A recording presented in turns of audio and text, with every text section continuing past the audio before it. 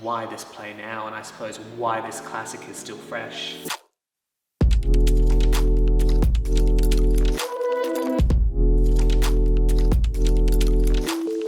My name is Lachlan Driscoll and I'm the director of Observatory Theatre's production, Picnic at Hanging Rock. We talk a lot about why this story now.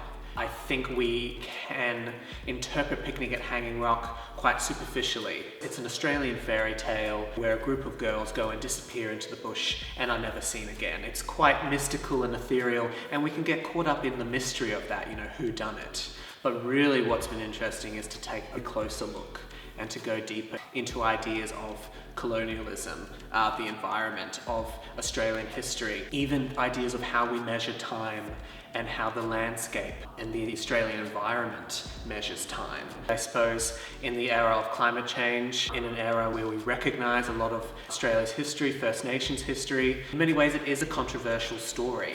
Young British girls and their elderly teacher are lost in the bush and the town goes wild. It's a whole mystery. Meanwhile, we're forgetting the millions year old history of Australia. So in many ways, many people find the story problematic in that way. The play explores how we have tried to control nature, and that's really quite represented by the rock.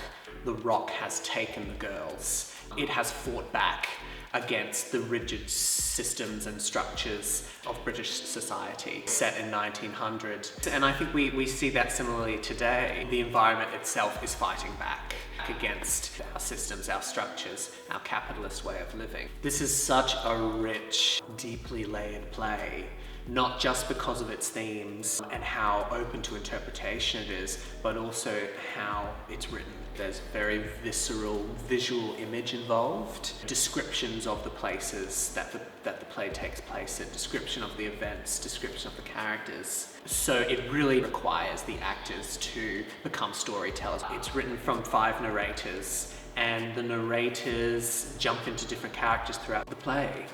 But how the narrators are written, some may call it poetic, we're interpreting it as being didactic, as being direct, telling the audience what happened, bringing them along on the journey. That's been a real challenge to figure out. We've done a lot of research into Hanging Rock, into Macedon, into all those areas to get a really good idea of place, because that's how we're going to be able to tell the story in such detail and to really bring the audience on this journey which the play requires.